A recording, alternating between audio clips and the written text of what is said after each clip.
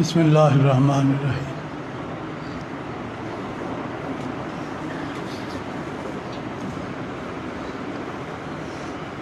کبھی بھی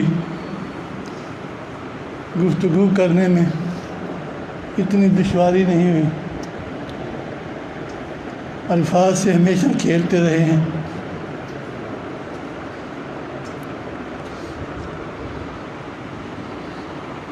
لیکن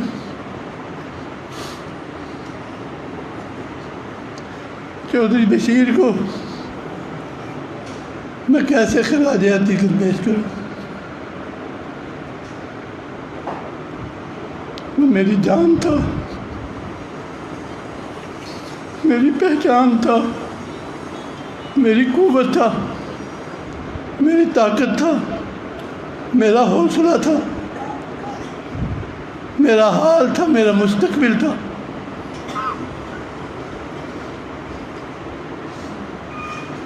جیسے میرے بھائی وہابیوں کے مستقبل، اہل حدیث کی غیرت کی پہچان، مسلک اہل حدیث کی یلغار حافظ طارق محمود یزدانی صاحب چودھری صاحب کا تذکرہ کر رہے تھے۔ قرآن مجید میں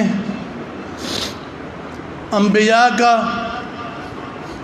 صلحاء کا، منازلین کا، مفکرین کا تذکرہ ہوا ہے، تو وہ بطور اساطیر الاولین کے نہیں ذاکر صاحب، بلکہ ان فی ذالک لعبرۃ لأولی الابصار، جب اکابر کا تذکرہ کیا جاتا ہے تو اس لیے نہیں کہ کسی قصے کا تذکرہ مقصود ہوتا ہے، بلکہ اس کا مقصد، اس کا مدعا، اس کا ہدف یہ ہوتا ہے کہ ہم اس سے اپنے مستقبل کے کام کے لیے، اپنی ترجیحات کے تعین کے لیے رہنمائی حاصل کریں۔ میں جب گجرات میں آیا تھا اس وقت گجرات کی یہ کنڈیشن، یہ صورتحال نہیں تھی۔ ایک کٹڑے والی مسجد ہوتی تھی، ایک رونٹی والی مسجد ہوتی تھی، اور ایک نیم آباد پھاٹک والی مسجد اس وقت ہوتی تھی۔ اس وقت نہ ابھی مولانا یحییٰ والا تھے، نہ اور لوگ تھے، لیکن اس دور میں، اس شہر میں ایک بڑا فتنہ آپ کے پڑوس میں ابھی آپ سے گزر کر آئے ہوں گے، اس نے سب کا ناطقہ بند کیا ہوا تھا۔ ہم نے اس کو للکارا، احمد بن حنبل کی تاریخ کو سامنے رکھ کے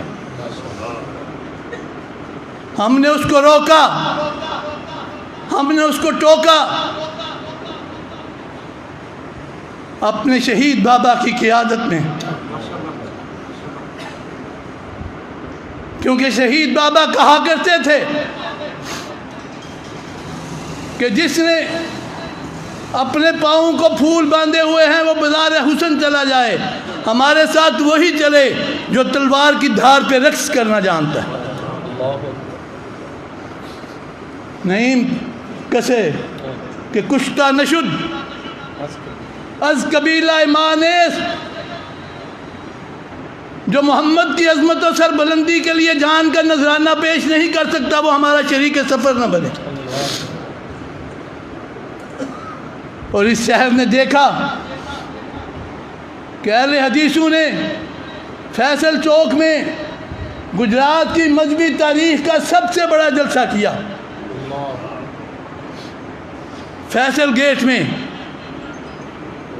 بخاری صاحب کی مسجد میں، مرشد و مختوم علامہ احسان الہی ظہیر رحمۃ اللہ علیہ نے وہ تاریخی خطاب کیا کہ جس نے شہر کی صورتحال کو بدل کے رکھ دیا، شہر کی سوچ کو بدل دیا، شہر کی فکر کو بدل دیا، شہر کی ترجیحات کو بدل دیا، شہر کے اہداف کو بدل دیا، اور یہاں اہل توحید پوری قوت کے ساتھ پوری طاقت کے ساتھ، پوری توانائی کے ساتھ، پورے عزم کے ساتھ اس طرح نکلے کہ یہ پڑوس کا فتنہ پھر کبھی اپنے پر نہ نکال سکا۔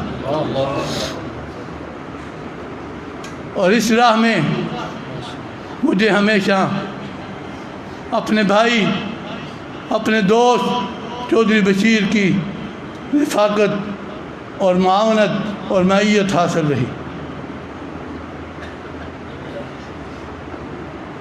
چودھری بشیر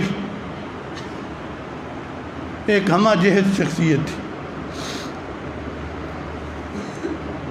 مجھے کچھ سمجھ نہیں آ رہی، ایک سرا ڈھونڈتا ہوں تو الجھ کے رہ جاتا ہوں، اس سے اچھا واقعہ ذہن میں آ جاتا ہے، اس کی طرف دیکھتا ہوں تو اس سے بھی لازوال ان کی جد و جہد نظر آتی ہے۔ یہ سامنے وہ حاجی جمیل کھڑا ہوا ہے، وہ بھی ہمارے اس قافلے کا، اس دستے کا ایک سالار تھا۔ چودھری صاحب کی شخصیت اس شعر کی مصداق تھی، ذاکر صاحب، اذا المرء لم يدنس من اللوم ارزه، اذا المرء لم يدنس من اللوم ارزه فكل رداء يرتديه جمیل۔ جب انسان کی ردائے حیات پہ، زندگی کی چادر پہ کوئی سیاہ دبا نہ ہو تو وہ جس لباس میں بھی آئے اس میں خوبصورت لگتا ہے۔ اور چودھری بشیر تو دوستوں کے لیے ایک ڈھال تھا، ایک شجر سایہ دار تھا، اور جب دوست کسی مصیبت میں ہوتے تھے، ابھی حافظ عبدالوہاب کنجا کا تذکرہ کر رہا تھا، جلال پور جٹاں کا تذکرہ کر رہا تھا، کہاں کہاں کا تذکرہ کریں گے، اور جب دوست اس کو پکارتے تھے تو مجھے پھر ایک عرب شاعر کا شعر یاد آ گیا۔ میں بنیادی طور پر عربی ادب کا آدمی ہوں، اردو کم ہی پڑھا ہے۔ لا يسألون أخاهم حين يندبهم، لا يسألون أخاهم حين يندبهم في النائبات على ما قال برهانا، کہ جب دوست کسی مصیبت میں مدد کے لیے پکارتے ہیں، لا يسألون أخاهم حين يندبهم فی النائبات علی ما قال برہانا، اس وقت وہ نہیں پوچھتے کہ تو سچا ہے کہ جھوٹا ہے، تیرا موقف درست ہے کہ غلط ہے، اس کی مدد کر لیتے ہیں۔ جب اس کو اس تکلیف سے نکال لیتے ہیں تو پھر پوچھتے ہیں بتا تو سی بات کیا تھی۔ لا يسألون أخاهم حين يندبهم فی النائبات علی ما قال برہانا۔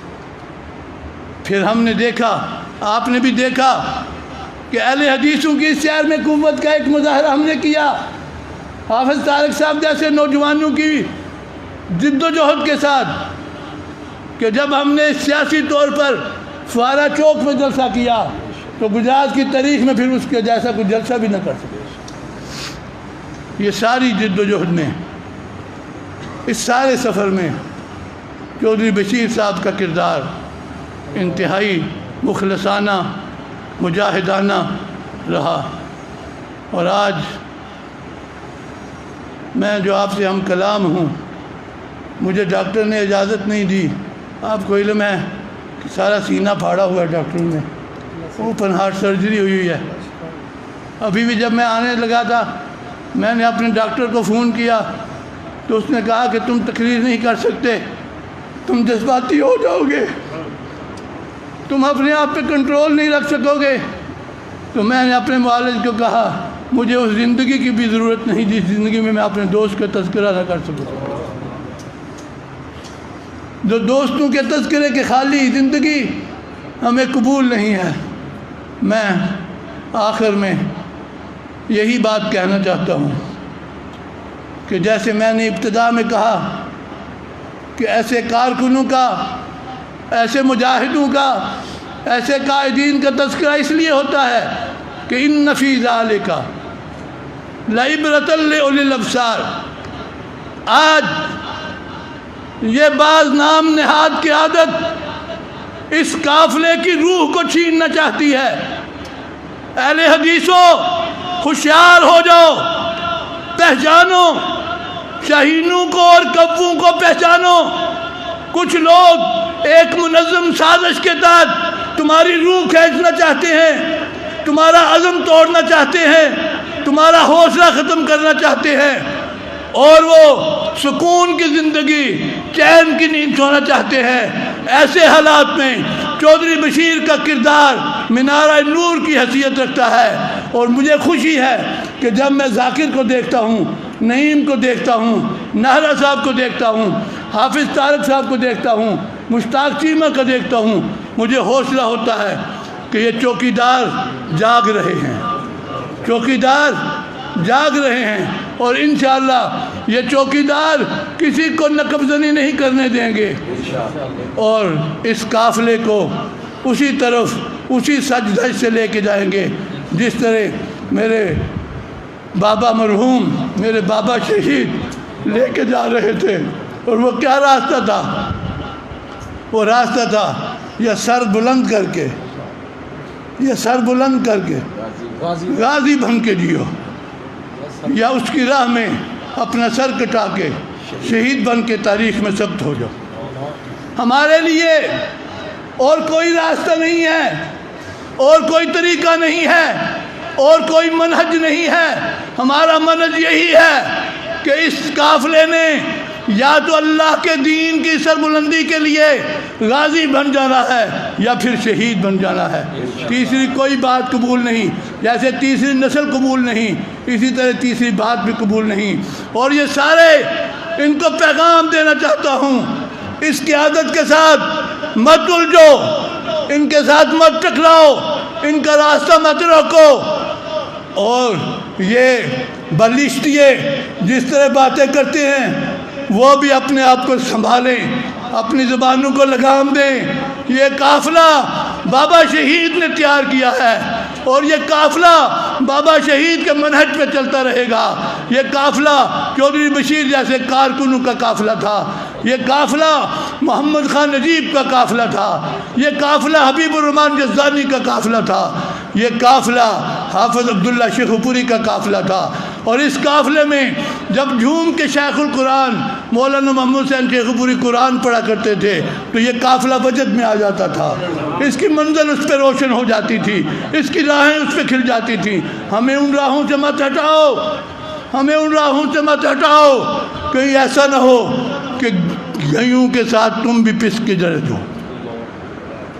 آخر میں تم کو اس شعر کی صورت میں پیغام دینا چاہتا ہوں، اب جس کے دل میں آئے، اب جس کے دل میں آئے وہی پائے روشنی، ہم نے تو دل جلا کے سر عام رکھ دیا۔